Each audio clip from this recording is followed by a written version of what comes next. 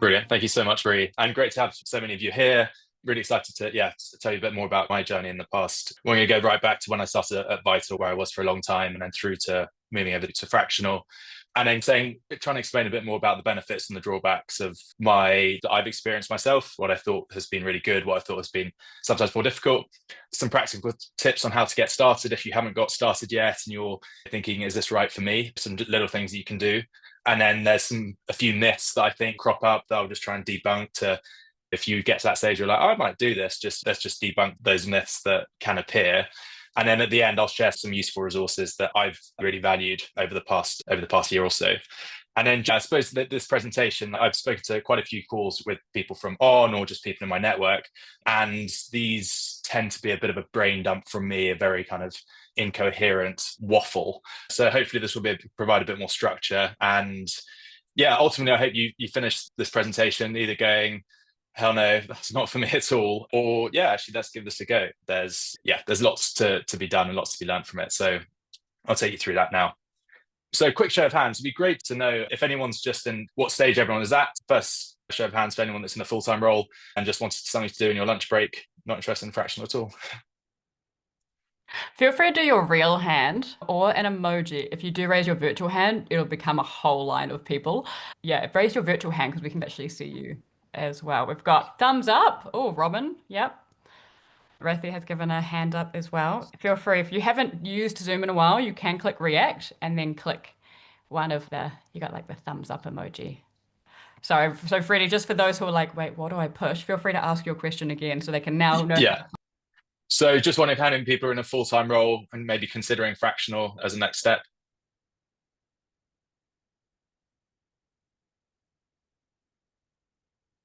Then how many people are currently looking for work and Fractional is one potential route forward? And then lastly, anyone that's in a fractional role at the moment and is just doing some corporate espionage here.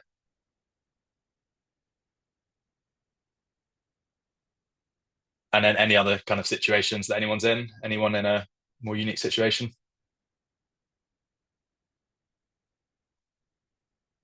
Can't see anyone's reaction, so I'll assume not.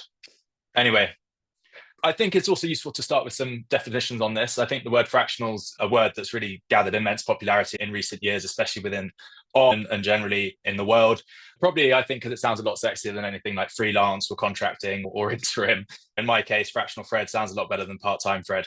But I think these are all different words that you could potentially use or you might hear, whether it's part-time, whether it's interim, advisory, whether you're freelance, whether you're contracting. Some people have got very strong opinions on what it means to be fractional. If you're fractional, you've got to be senior and you've got to be a fractional COO, and the focus is on strategy. I tend to be much looser with my definition. I actually see myself now as a fractional operator. You'll see that throughout the presentation of the type of work that I'm doing. And yeah, people have even put together matrices to describe this. I thought this was quite interesting from someone called Zach Rose on LinkedIn about where you have to be fractional in terms of the time commitment, in terms of the contract length, and in terms of the focus. Interim, again, there's a slightly more permanent role within a business, again, similar length of contract, but you're coming in and executing pre-existing strategy. And then on an advisory level, it's much more hands-off. You're doing maybe an hour or up to a day a month, ongoing as needed. It tends to be much more senior there as well. Then there's also first round review. Again, there's another matrix here around showing your level of integration with the team and the level of experience. Again, you can see fractional there at the top right as someone that's senior and embedded in the team, consultant there sitting in the middle, basically. As I say, I'm much more loose with my definition. And I really like this from Millie Barker, who's within the On community. She actually sees it as a client buying a fraction of her time and expertise. You suggest some ways that you can help them solve a problem. And I really think that's true. Your customer, your client at the end of the day, you're solving a problem for them, you're removing friction, and you're making them look smart as a good decision maker about what you've done. I also think that the role can just be so different depending on the clients that you're working with, the stage of business that they're at, what problems they actually need solving, and the budget that they've got to take you on. And you'll see that again throughout like my past year. It's been such a range of clients. I don't want to keep changing my way of talking about it just because the clients are different. So what I really like to call it a portfolio of clients. It encompasses all the various engagements that I've got. And I really want the focus of this presentation to be on my learnings to date rather than any kind of definitions and being beholden to it. But if you've got very strong opinions on it, I respect that as well. So the journey so far, I worked at Vital for a very long time. When I moved to London in 2016, I found a role as an operations associate at Vital. Didn't really know what I wanted to do, but knew that I wanted to work within a small early stage business. And I was really excited about the prospect of Vital. It was health tech. We did personalization of supplements. We had DNA testing and blood testing kits as well to personalize the recommendations there. And so we launched the first personalized supplements here in the UK.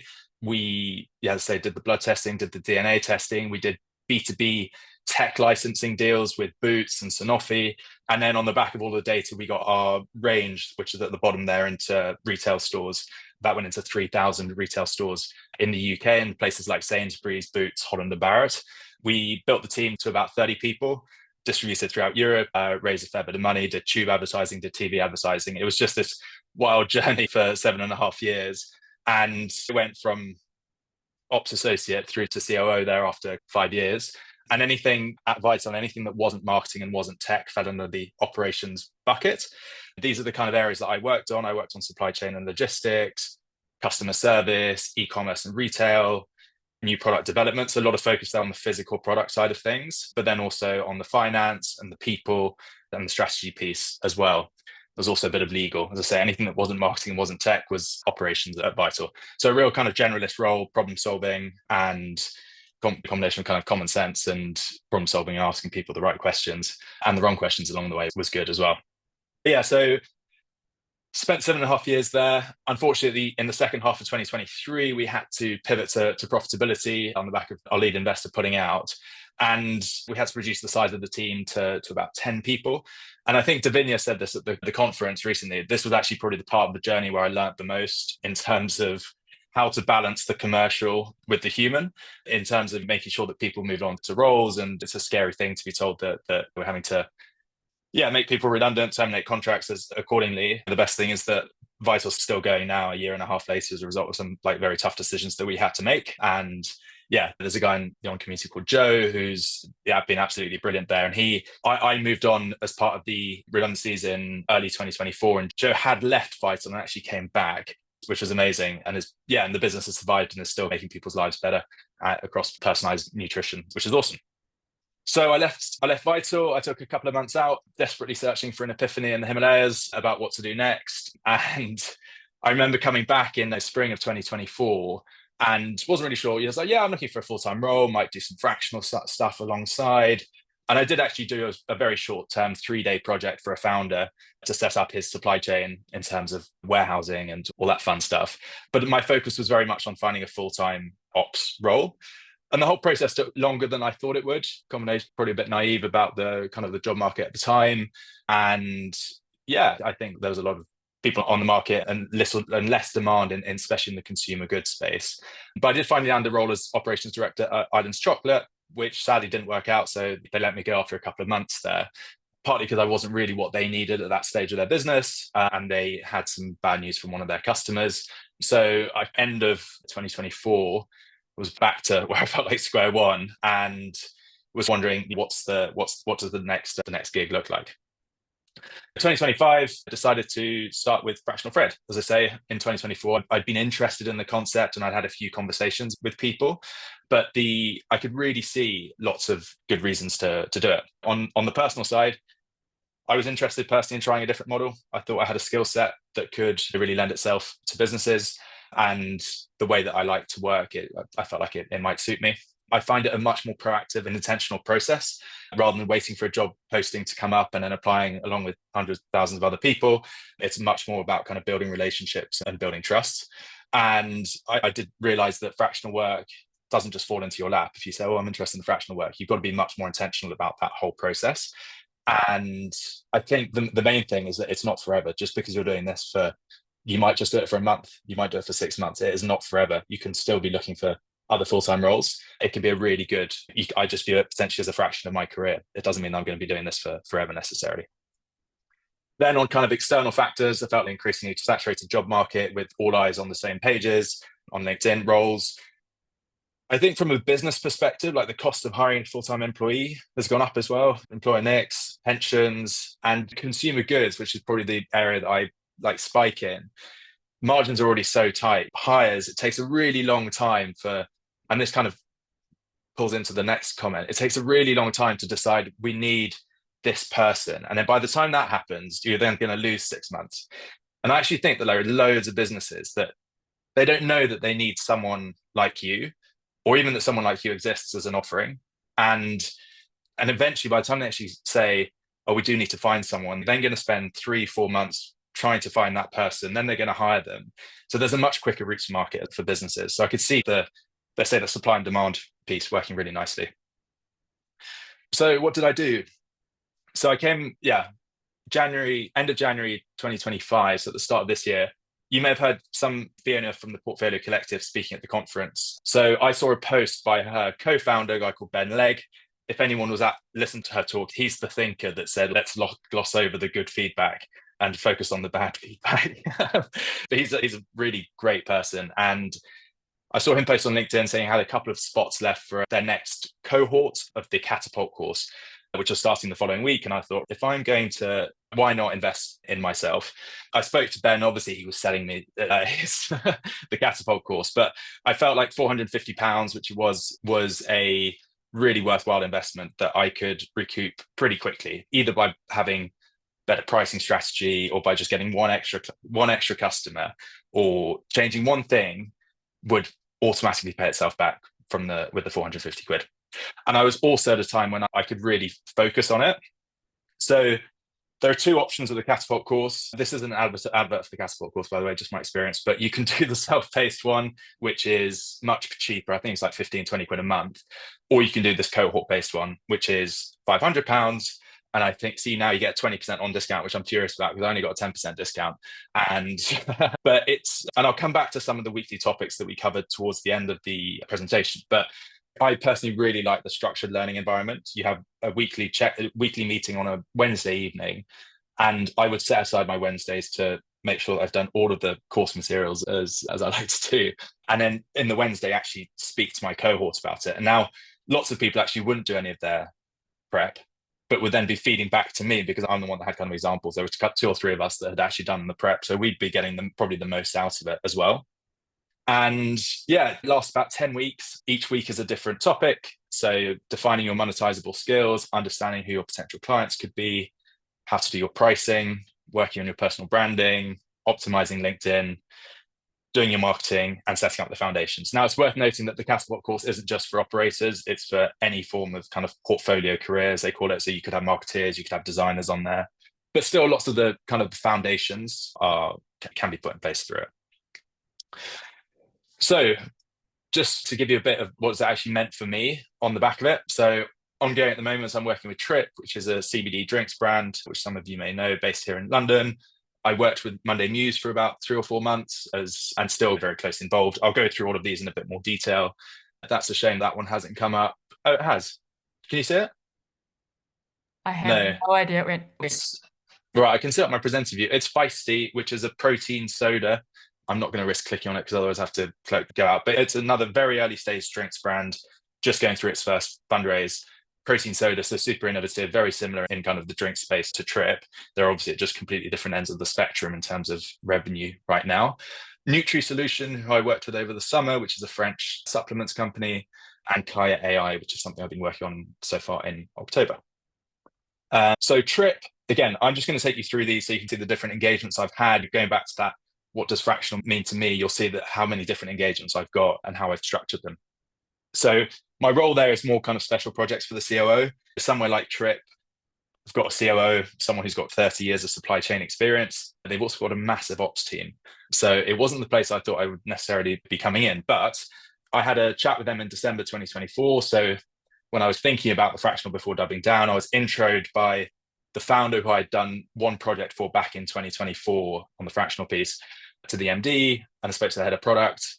Didn't work out for that first project that we were looking at in December, but then they gave me a very boring database build for their packaging reporting, which I did. It was two days of work, but it gave the COO like a flavor of how I operate and how I think about things. And he followed up and said, we've got loads more projects that we need your help with, basically. So I was formally engaged in March 2025, working 3.5 days a week on average. And initially it was for a 6-month period. We've now just got to about 7 months. There's still more stuff coming, whether it's here in the UK, whether it's here in the US. Trips just growing rapidly. And then I've been really focusing there on the supply chain, thinking about where I offer the most value is probably on the supply chain side of things. So I've found a new warehouse for their direct-to-consumer fulfillment. I've found new packing facilities. I've worked on their raw material supply and procurement and saved them. I think now it's over £1 million a year in different costs, which is great. And I think my key learning, two key learnings here. There's one, maybe I shouldn't have gone for a day rate. Maybe could have done it successfully based on how much money I've saved them, although I didn't know how much money was available to save them. So again, thinking about different types of how to charge customers and how to base projects. And then I think another key learning is that from the outside, a business like Trip has got an operations team of, I don't know, 8-9 people. And I thought, surely they don't need an operations person. They've got a COO. How would I even get in there? And you actually realize that because they're growing so fast, their ops team is just chasing their tails and not able to focus on the strategic projects that actually need to be done. And then someone like their COO doesn't necessarily have the experience of how to go about finding a new D2C warehouse. He's very good at the strategy, but less good at pushing buttons, which suited me in terms of where I sit in terms of my experience. And then wins from this, I really see the brand recognition that's great working with a brand like Trip. And then the amount of networking opportunities I've had through doing the role has been absolutely amazing. And the amount of people I've spoken to through it. So 3PLs are third-party logistics warehouses. They all work with consumer brands and they go, we know loads of brands that could do with an operations help like you. So I'll come back onto that a bit later in terms of getting work and understanding where your potential clients could sit. Feisty. So at Feisty, as I said, it's a protein soda. I'm being fractional ops lead. I first spoke to V in December 2024, did a quick project for her in February 2025, where I found a new canning facility for her. I'd never done drinks before, but it's consumer goods. It's fairly similar in terms of a process to whether it's supplements or whatever. And again, took me on in March 2025.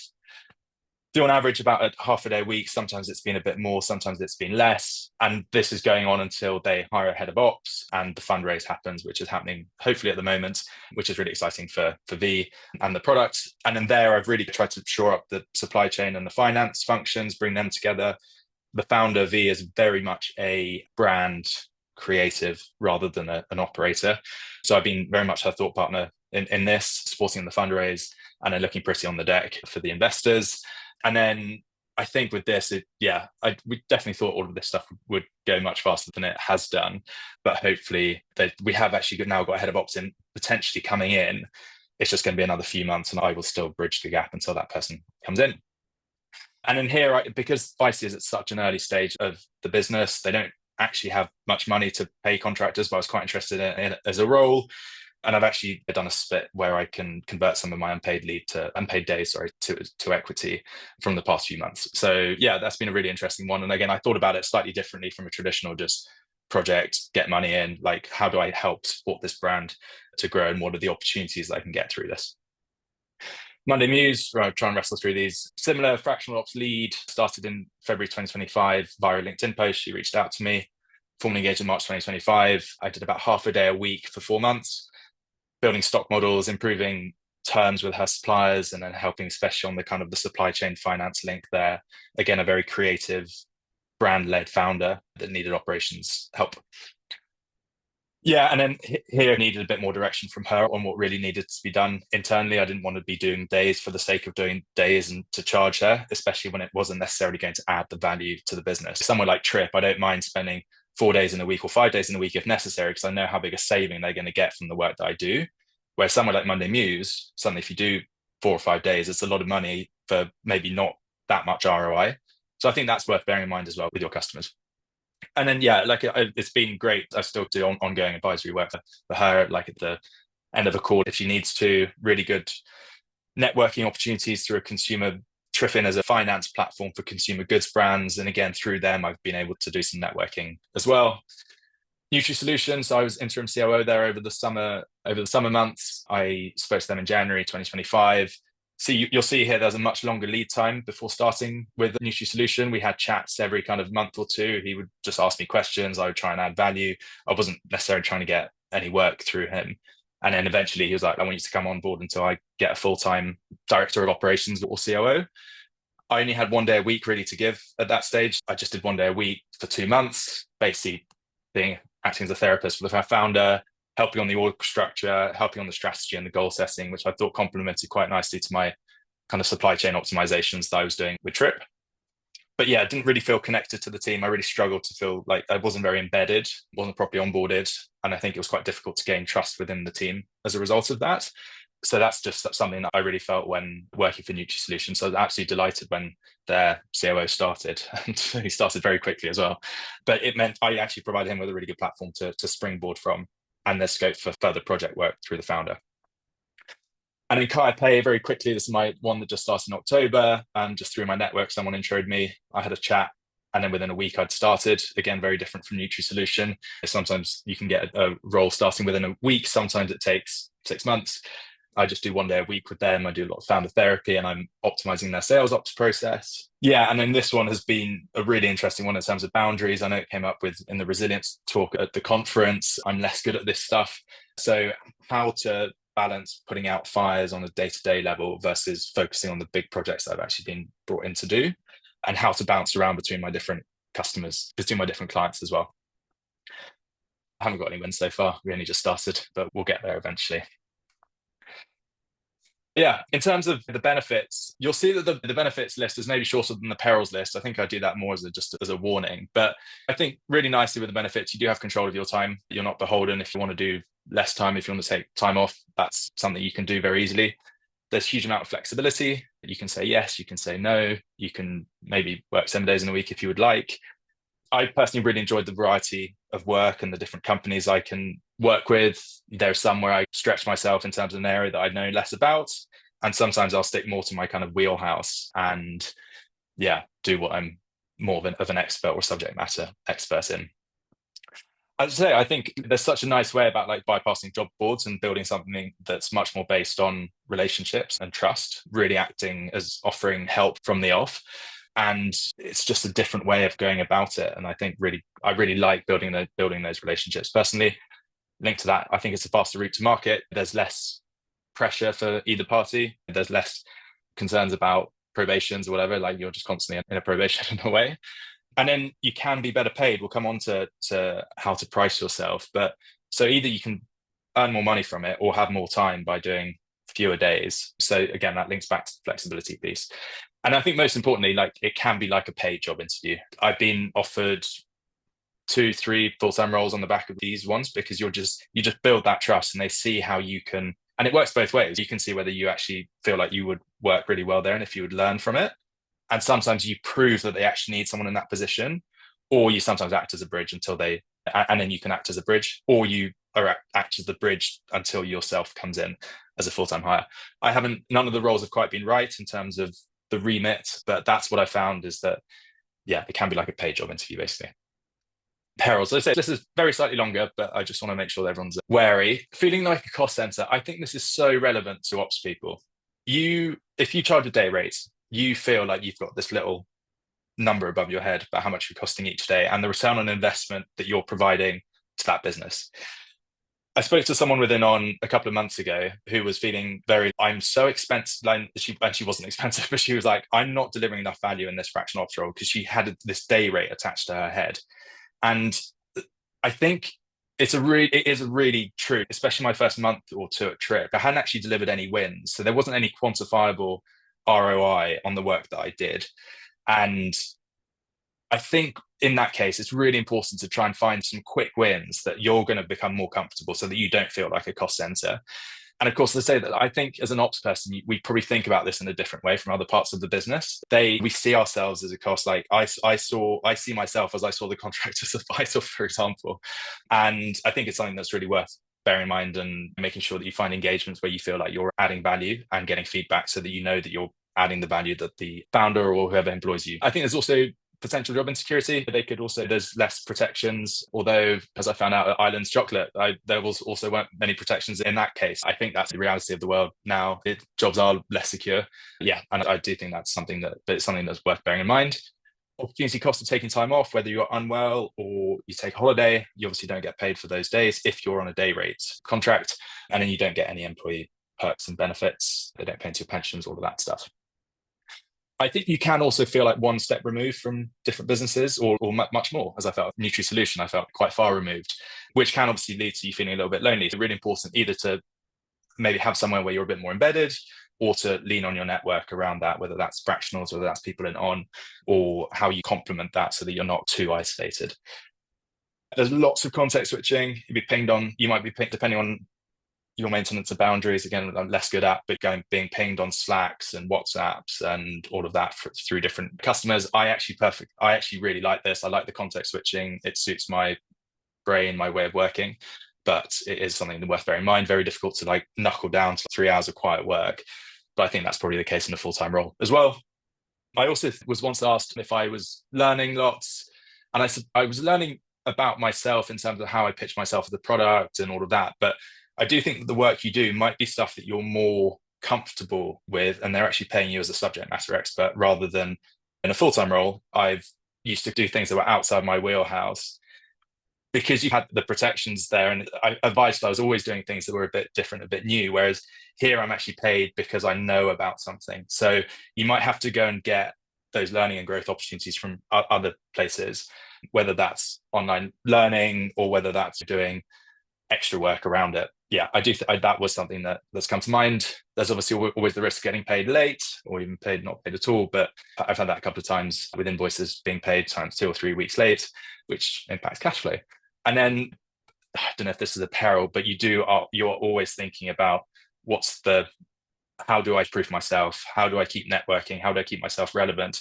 How do I keep having conversations and keep leads warm? If I can't do it right now, but it may be taken up in a month's time, or maybe I'll suddenly have nothing, and you don't want to be starting from a standing start there. So yeah, personal learnings. I think with this world, I think people are just knackered at making decisions. So try and make decisions for them by just presenting an absolute easy reason why they should take you on. I think people don't want to go through hiring processes. I actually find myself, I very rarely sell, or I don't really pitch. I listen to what people's problems are and how they can potentially be solved. It's not always me that's going to solve them, but try and build that trust immediately. And people just want that thing that's front of their mind. They just go, actually, yeah, I trust this person. I'm going to potentially take them on. Fractional work doesn't just fall into your lap, as I said at the start. It really is something that's intentional. You've got to build it. You've got to build the network. You've got to build the opportunities, and you've got to be really clear about your messaging as well. I think that's something that's really important. It's saying you're open to both full-time and fractional. Sometimes there's slightly mixed messaging, and you're almost making them make a decision on whether they want to take you on full-time or fractional. So try and be really specific about a problem that you can solve and quantifiable value that you can add. I'm still guilty of this. My LinkedIn's awful for this. I do a bit of everything, but need to be really obvious about what you do. There we go. Also, yeah, be really specific about that problem that you can solve. Time to market. You've probably seen that in the engagements I've had. Some it's within a week, some it's 6 months. And linked to this, the momentum is so important. And also going back to that future-proofing you against future engagements, that time to market can vary. Sometimes they'll want you straight away. If you can't do it, then it doesn't work. But do keep having those conversations. I think it's really important to think about just more than just the money that's associated with it on a day rate. I know this sounds really cliche, but I found with Trip, like the amount of networking opportunities I've had through it, and I'll come on to Trip in terms of the pricing. What are the opportunities that you get through taking on a new engagement? Who are the people that you're going to meet? What does it unlock? I think all of that stuff is just really important. And again, it also leads into the momentum piece. Don't be stuck on, this is my day rate, I'm not coming any lower than that. What is the opportunity? What does it unlock? Does it mean I can speak to this person? Does it look better on my LinkedIn? All of that. It's also not a very linear journey. Unfortunately, it's a bit squiggly. Just take opportunities, make mistakes. I think for me, initially, I started out thinking I'll be a fractional chief of staff or fractional COO. And actually my work at Trip is probably more operations, supply chain, just dog's body ops stuff. But in terms of the learnings from it, have just been absolutely brilliant. And it provided me with a really kind of consistent stream of income.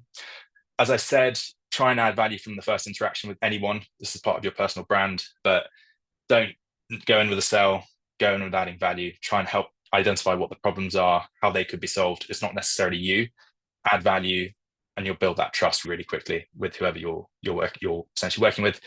And as I've said a few times, linked to all of this, momentum is key. I think with Trip, getting Trip meant that Feisty and Monday Muse were both like, oh wow, actually maybe we should engage you like full time as well, even if we've been having the conversations.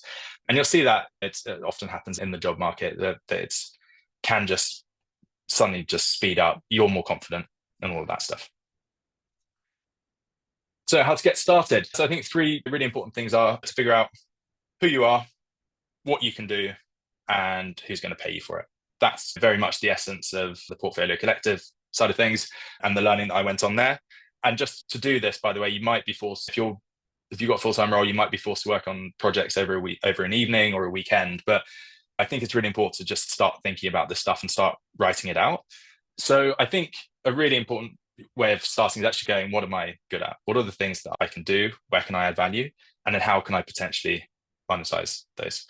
So it's really good to actually write this stuff down as well. We'll share the slides afterwards. You can go through this, but covering your industry knowledge. What are the industries that you know lots about? What are your functional skills that you've got? So in my case, it's around that supply chain, warehousing, systems thinking, all of that. And then, your more generalist skills as well. And then what are the skills that you want to develop as well? What are the areas that you're potentially less good at, but you're interested in, whether that's AI, automation, whether it's more finance side of things as well.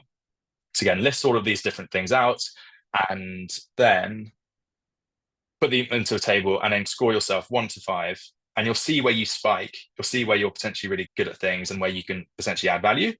And so that's based on your current skill level and then where your interest lies as well. So you really want to see where do those spikes align with the interest as well, and then where you also want to develop in the future.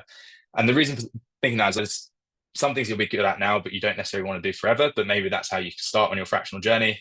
And then things that you'll come to maybe a little bit later, and then be thinking about how do I make sure, as I said, those learnings won't necessarily come from the work. They might need to be worked on in the background, evenings, weekends, all of that good stuff. And then you'll be able to see where you spike, and you'll be able to see potentially from there, what are the problems that you can start solving for different businesses.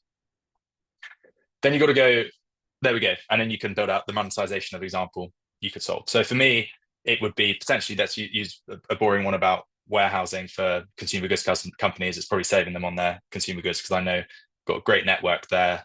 I understand consumer products and how they work. And I know that it's something that, again, founders may make a decision in the early stages that isn't scalable for them and they need to go and get a better alternative. So that's defining your monetizable skills. And then it's about identifying who is going to be buying those monetizable skills.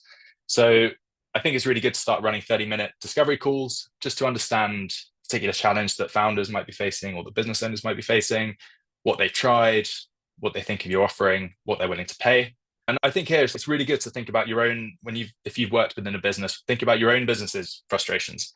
Like when you were maybe in a full-time role, was there a lack of resource? Were there certain projects that just never got prioritized, but you knew would have added ROI?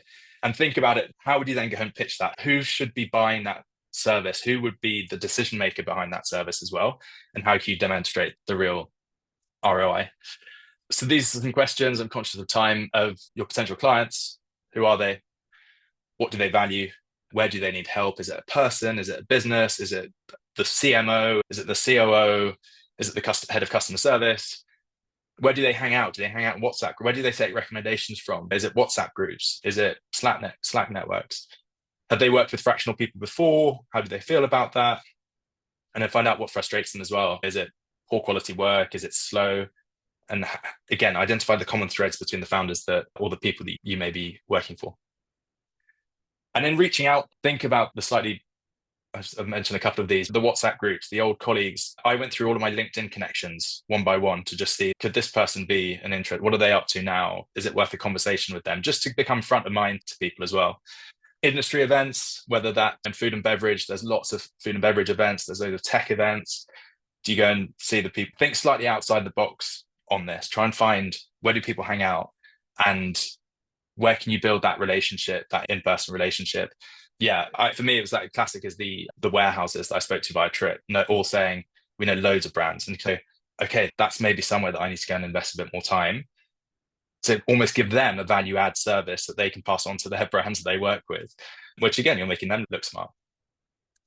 Pricing. So the general rule for contractors, I remember reading this a couple of years ago, was that you would work out what your annual salary is for the role that you could be doing, convert that to a day rate. I think it's about 220 days, working days in a year, and then add 30% onto that to cover for your missed foregone time off, for kind of no pensions, for just a bit of protection as well. The Portfolio Collective said, do that and then double it, which might make you just like absolutely balk. I personally think that pricing and day rates is a very iterative process, and you should try things out. And you've obviously got to be you've got to be paid fairly for what you're doing, but do think about the opportunities you're going to get through something. And as we go back to that cost center piece, really make sure that you feel comfortable that you're adding that amount of value to the business and that you're being paid fairly as well. It's obviously a bit of a balance, and or think of other ways of pricing it. Is it actually a project fee, or is it a success fee? If you think you can save them money, could you take a percentage of the savings that you could get? But this is a general rule. I'm also at a position where I like now just play around with it a little bit more now that they've got a bit of momentum. Sometimes works, sometimes doesn't. Sometimes they go quiet and you go, oh, okay, went too high there. But yeah, as I said, you've got to feel comfortable with your cost and value that you can add to the business. And then with Trip, for example, I pitched to them £550 a day, but they actually got me down about 20%. And I was, as I say, I went down because it was 3.5 days a week, 6-month period, and an opportunity to work with Trip. So I was like, oh, I think it's probably fine. And then I've feel really fine about the amount that I charged them. And yeah, it's just been a really good experience working with them. So again, thinking about what are the other opportunities that come through doing this? Is it network? Is it brand? Is it momentum? And then I've got 2 more things just to quickly talk about is the personal brand. I think this is, again, like pricing, this is a very iterative process, but it does start from day one. Now, your personal brand is the amalgamation of associations, beliefs, feelings, attitudes, expectations that people collectively hold about you. So what do they think when they hear your name, see your name? And to me, that means how you show up and how people talk about you when you're not in the room. And some people, you can build this in lots of different ways, whether it's through a newsletter or through LinkedIn, or for me, it's actually about helping people find a solution, not necessarily me, and rapidly building trust and then being able to deliver value to them from there. And I personally prefer doing this through in-person interactions, or obviously video calls as well, but I'm less good at the personal promo side of things, of the kind of the work that I'm doing, but much better at building relationships. And that personal brand piece is really important, and how people talk about you. And as you get momentum and as people talk about you, it will come back. And it's really important to make sure that you know exactly what you stand for as a fractional operator. It is obviously an iterative journey, as I say, but it is really important to be thinking about that from day one. It's also very difficult, the why and all of it's quite difficult, but something that's always worth thinking about. And then in terms of debunking myths, people say you need a limited company. You don't. You can start off just as a sole trader. You're self-employed person. So you don't need to go and set up a limited company. Maybe eventually. But I was speaking to an accountant friend of mine over the weekend, and he said, only if you're really going to hire other people or you're earning an astronomical amount. You can get started with this very, very simply just by being as I say, a sole trader, doing a self-assessment tax return at the end of the tax year. Lack of experience. Again, as I say, maybe to go fractional, to be a fractional COO, maybe you have got a lack of experience, but more and more businesses are looking for fractional operators and for people that can come and solve problems and demonstrate really clear ROI. Even a WhatsApp group recently where someone put me forward, but they were like, he's got way too much experience. We're looking for someone that's got 2 years of experience. So 1 year, whatever it is, lack of experience shouldn't be a blocker to that. Permanent move, as I've said, it can just be a fractional move. It could just be for 6 months. It could just be a stopgap. I think what's great about the move to fractional is that it lays really solid foundations. If you do it well, to potentially go to a full-time role and then come back to being fractional when there's another gap in your career further down the line. It's not a permanent move. It doesn't have to be forever. Just because you say you're fractional doesn't mean you can't go back to doing a full-time role. I need to post on LinkedIn every day. I've posted once on LinkedIn, I think. It is obviously good to build that brand and to let people know what you're doing, but there are other ways of going about doing it as well. So you don't, and then similar to that, I need a website. I did build a website back in March, still haven't put it live again, because there haven't really been the need to do so, but it's on in the background. Again, it's those foundations that are being built. So again, it's that start networking, reaching out to people and see who needs help and how you can help. And then obviously once things start moving, invest in yourself, invest in your offering. I think like I've had calls with other fractionals who've got laptops that don't work. Invest in like good equipment. There's very good ways of getting good value laptops on with Klarna payments and all of that, and it can just be spread out over time. Maybe once I started with Trip and had the month there, I was like, I'm going to go invest in some new equipment, invest in your offering, make sure you have the right things that are going to help your personal brand and all of that. Get yourself a business bank account. There's some free ones out there. Are you starting? It's just to separate out the personal from the business side of things. It makes easier at the end of the tax year. I need to do this. Get yourself some insurance. Hiscox is the most popular one that's come up on and through the Portfolio Collective. I don't think it's expensive. I think you can get it for about 20 quid a month. Set aside a tax spot because you won't actually, in the UK, you won't actually have to pay you should work out how much tax you should be setting aside for your national insurance contributions, income tax. You can actually put it into a premium bonds or a separate tax spot with a decent savings rate because you won't have to declare how much you've earned until the following January when you have to pay it. So you can actually have quite a long time there before you actually have to pay it, and it can accrue some interest in the meantime. And then, yeah, a self-invested personal pension. You won't be getting pensions from your employers. Worth thinking about that kind of stuff, and then it can also deduct from your tax. And then some really invaluable resources that I've found. So we've got the Keshti newsletter, which is written by Neda, who's on. It's amazing. You can go right back to the start and she'll do it much more succinctly than I have just now about building Keshti. She's been doing that for 2 years now. She's got great memes as well. She's at a different stage, right? She's at the stage where she's saying no to clients because they don't respect boundaries or they're weird about pricing. But think about that journey. It has taken 2 years to get there. At the start, you might just got to make mistakes. And she explains some of the mistakes that she made along the way. Millie Barker is also she's pay as you go COO, writes a great newsletter. Simon Wakeman's just started a course about going fractional. He's been doing fractional for about 10 years, I think, with an on discount. And then there's the Catapult courses, as I mentioned at the start. And that's it. That's where I've got to. So I hope it was a very long chat, but I hope that was helpful. And I hope to take any questions and try and answer them. Freddie, that was amazing. We have a few minutes, so I wanted to check if anyone has any burning questions for Freddie or for those in the room. Oh, yes, Swan Lynn. I have 6 written down, so I'll just pick one. You mentioned that as a fractional ops resource, quite a lot of the work that you do, you're seeing is more like getting in and doing things.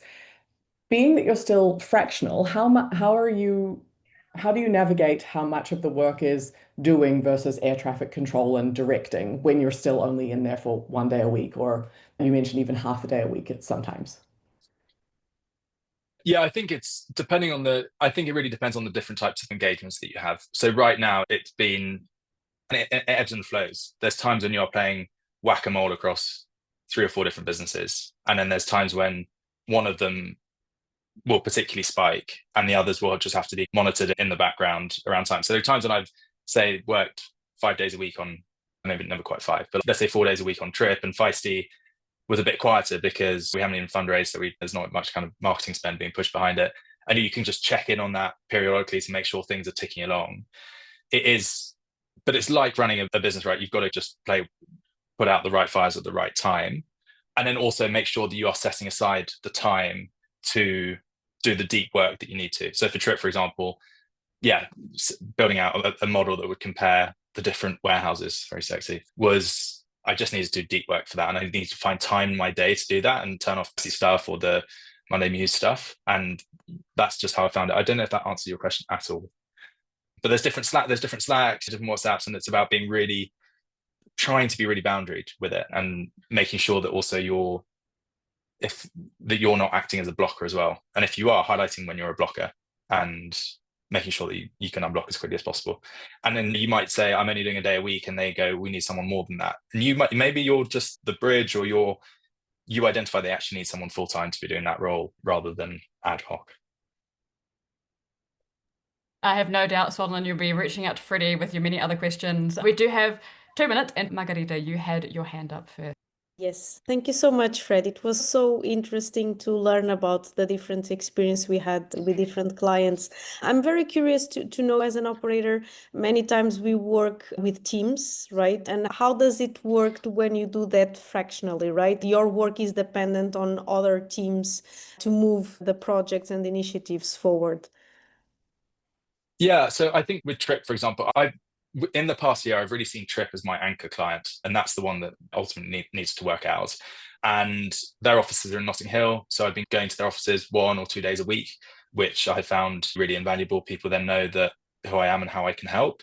They know I'm not always there, but I had a message from someone last night saying, "You free to come in tomorrow to do this XYZ?" I just said, "No, sorry, I'm preparing for the on tour." I just said, "No, I'm not working tomorrow," and they understand that. They know the boundaries that I have. And the other teams have all been pretty small. Trip is actually like the biggest team that I'm working with at the moment.